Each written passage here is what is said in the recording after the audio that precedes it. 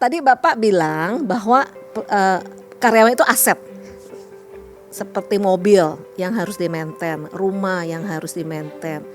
Nah, pertanyaan saya adalah aset itu kan sesuatu yang kita punya.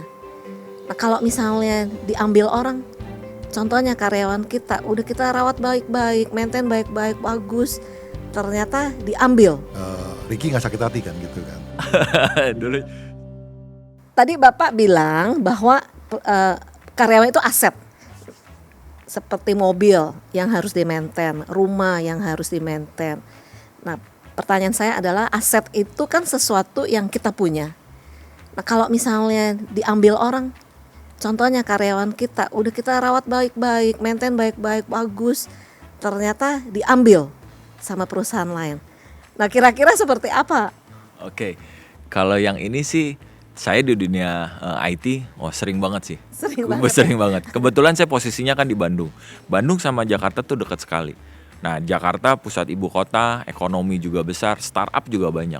Jadi banyak sekali yang saya pindahin. Nah, kembali lagi kalau ke perumpamaan tentang rumah, kita punya aset rumah. Suatu saat mungkin rumahnya bisa kita jual. Nah, saya berharap ketika orang yang menempati kemudian rumah saya itu dia sudah nyaman gitu, sudah bisa nyaman untuk ditempatin. Mobil juga sama, mungkin mobilnya sekarang saya pakai aset. Ketika nanti satu saat mungkin saya tidak perlu lagi mobilnya, tanda kutip kalau dari sisi saya, atau ada orang lain yang membutuhkan mobil saya nih, misalnya ada, oh kamu butuh, ya udah deh saya kasih ke kamu, atau kita ada harganya lah, harga jual beli. Nah, tapi ketika orang memakai bekas mobil saya gitu, tanda kutip bekas, dia sudah merasa bahwa oh iya ya, mobilnya sudah dirawat nih dengan baik nih, servisnya sudah secara berkala, sudah oke nih, sehingga saya cuma tinggal pakai. Nah, jadi saya punya mindset ketika karyawan saya, tim saya sekarang bekerja nih, saya udah kembangkan segala macam, lalu dia pindah, ya waktu pindah ngomong sama saya, Pak saya mau resign. Ya kayak terakhir ini sekarang aja nih, biasa kan kalau abis lebaran tuh bisa banyak lah ya, habis THR gitu. Itu udah biasanya tanda kutip lah rada umum gitu. Jadi waktu udah bagi THR masuk, saya udah menyiapkan hati nih, karena saya juga udah punya feeling, sudah menyiapkan hati. Kalau saya sebagai pengusaha, ada dua sih, ketika pegawai mau minta, Pak saya mau bicara, udah deg-degan. Satu, biasanya mau pinjam uang, atau satu lagi, Pak saya mau resign gitu kan. Antara dua, waduh saya udah gitu. Nah cuman ya ini kasus yang kemarin terakhir, saya udah punya feeling, karena dia udah cuti beberapa kali, terus udah gini. Akhirnya waktu, kayaknya nih kemungkinan besar dia mau resign gitu. Dan memang waktu akhirnya dia ngomong sama saya, dia minta resign. Begitu dia minta resign, pertanyaan saya selalu satu, kamu sudah diterima di tempat yang lain dengan yang lebih oke, saya bilang. Terus ketika dia jawab, oke Pak, saya udah diterima di tempat lain dengan gaji yang memang cukup signifikan, dia bilang. Karena kalau saya bersaingnya dengan startup. Jadi kalau startup kan selalu untuk customer aja bakar uang gitu. Pasti dengan tim juga pasti bakar uang. Nah, jadi saya udah, saya cuman tanya dia kerja di mana, posisinya di mana. Cuman saya kasih satu, paling cuman satu patah, dua patah kata, nasihat lah bahwa kamu harus jaga uang kamu harus begini. Nah saya cuma bilang ya kalau memang itu rezekinya kamu, ya silakan gitu. Cuman ya memang di satu sisi saya SOP-nya kan harus juga saya kembangin. Nggak mungkin kalau dulu cukup problem gitu ya dari dulu. Nah di satu sisi, di sisi saya perbarui cara saya handle. Ketika ada tim yang keluar, maka perusahaan kan tetap harus jalan, nggak boleh keganggu juga, perahunya tetap harus jalan. Jadi saya rapihin SOP-nya. Orang keluar, kita perusahaan tetap jalan, SOP-nya langsung cepat. Tapi ya bisa menyerahkan lah ya, maksudnya pegawai keluar ya keluar gitu. Dan sekarang banyak sih, hampir 80% tim saya yang keluar sejak masa perubahan itu selalu kontak ketika ke Bandung, Pak di Bandung ada di mana Pak, ayo kita cari makan Pak gitu. Kita makan bareng, jadi teman akhirnya, jadi teman. Bahkan beberapa jadi partner kita. Jadi bahkan kamu ada waktu lowong nggak nih? Kamu masih di sini nggak? Saya masih ada kerja nih. Kita udah cukup loadnya udah padat nih. Bisa nggak kamu bantu saya? Bahkan akhirnya dia juga saya kasih maklun lah ya tanda kutip, dia yang ngerjain juga kita punya pekerjaan. Dia outsource istilahnya. Dia outsource kan, betul. Gitu kan. Jadi, tapi intinya bahwa kan mungkin pertanyaan tadi Nelly itu juga mengarah kadang-kadang kan ada yang owner tuh yang sakit hati gitu ya. udah diinvestasikan, di training, dikirim seminar, kita keluarin biaya untuk training, ternyata orang ini pergi begitu aja. Ricky nggak sakit hati kan gitu kan? Dulunya sih iya Pak. Dulunya. Tapi sejak berubah mindset mengenal Tuhan itu cara pandang Ricky berbeda gitu. Berbeda maksudnya. iya betul. Ya, tadi betul. kan Pak Ricky bilang mobil kalau dijual yang dapat mesti Oh ya, ini jadi prinsip. cakep gitu ya. Tapi masalahnya kan ini tidak dijual, ini seperti Dibajak. dirampas gitu kan. Tapi Jadi harus bagaimana? tadi perumpamaan yang dipakai Ricky itu adalah sama sebenarnya tuh bicaranya tuh kalau saya merangkumnya bless to bless. Oh, kalau saya Oke. lain Pak, kalau saya merasa bahwa aset pun titipan Tuhan buat kita ya.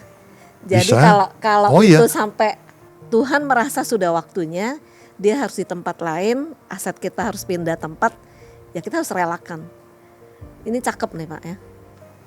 Itu kan pola berpikir secara mindsetnya seperti itu. Tapi intinya bahwa kan yang Ricky lakukan adalah dia memang mendidik orang ini sampai jadi, sampai bagus. Kalau orang ini memang dapat sesuatu yang lebih baik lagi kan dia kan merelakan. Artinya kan dia sudah melakukan bagiannya dia untuk bisa memberkati orang Ya, tersebut. betul. Jadi orang ini bisa jadi berkat di tempat lain gitu loh. Iya, Mel. Jadi iya. itu juga kan jadi prinsip dari bless to mengembangkan bless. manusia bukan jadi milik kita, Oh iya. tapi manusia ini sebenarnya milik Tuhan yang harus berkembang dimanapun dia berada ya. Cakep Pak, cakep banget. Cakep banget. Cakep banget. Ya, karena ada satu firman Tuhan yang mengatakan gini Nel, gitu. Maksudnya kan you have to build each other up. Ya, itu ada di Ibrani 10 ayat 24 juga mengatakan demikian. Maksudnya kan marilah kita saling memperhatikan supaya kita saling mendorong, saling membangun dalam kasih dan dalam pekerjaan yang baik.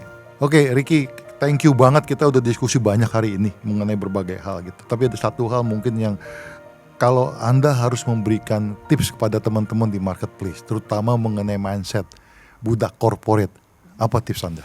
Oke, kalau saya semuanya kita harus back to Bible ya, kembali lagi.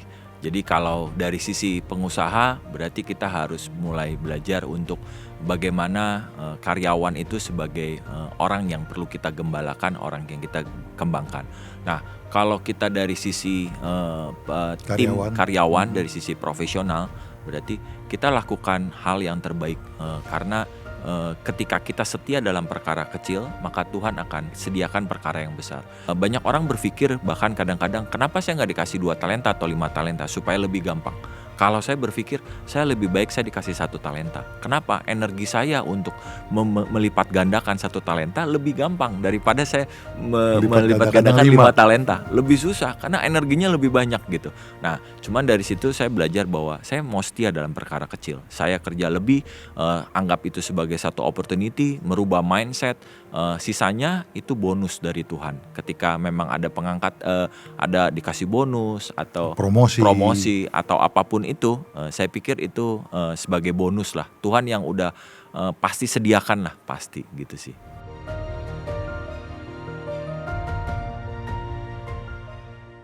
Apakah Anda memiliki mental korban atau seorang pemenang? Dalam bahasa Inggrisnya, victim mentality atau victorious mentality. Jangan menunggu orang lain untuk sebuah perubahan terjadi. Mulailah dari diri Anda untuk menjadi berkat dengan menjadi teladan dan melayani mereka yang bekerja bersama dengan Anda. Jadilah pemimpin apapun posisi Anda seperti yang dinyatakan oleh kebenaran ini. Gembalakanlah kawanan domba Allah yang ada padamu. Jangan dengan paksa tetapi dengan sukarela, sesuai dengan kehendak Allah, dan jangan karena mau mencari keuntungan, tetapi dengan pengabdian diri. Janganlah kamu berbuat seolah-olah kamu mau memerintah atas mereka yang dipercayakan kepadamu, tetapi hendaklah kamu menjadi teladan bagi kawanan domba itu. 1 Petrus 5 ayat 2 dan 3.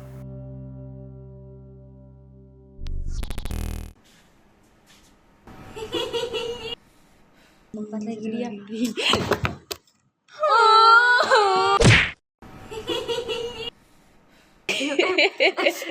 Aduh, aku Iya, kalah lagi ya aku gimana nih? juga Nggak lagi. boleh ya main ya, kerja dulu ya. Oke, Bu. Ya, Bu. Oh iya ya, lanjut taruh sana ya. Ayo semangat, semangat. Aku yakin banget sama kalian, oke? Makasih ya Bu ya. Terus. Yuk. Apa coba ini bikin apa coba? Lihat nih. Salah lagi. Coba benerin deh. Apa coba ini bikin apa coba? Ya, benerin deh. Ini tuh salah tuh. Iya. Benerin. Iya. Kesya, ke ruangan saya. Ini salah semua. Tolong dong. Message untuk para leader di Indonesia jadilah Shepherd Leadership. Ayatnya ada di Amsal 27 ayat 23. Nah, buat kamu yang mau tahu apa sih itu Shepherd Leadership, klik link yang ada di bio ya.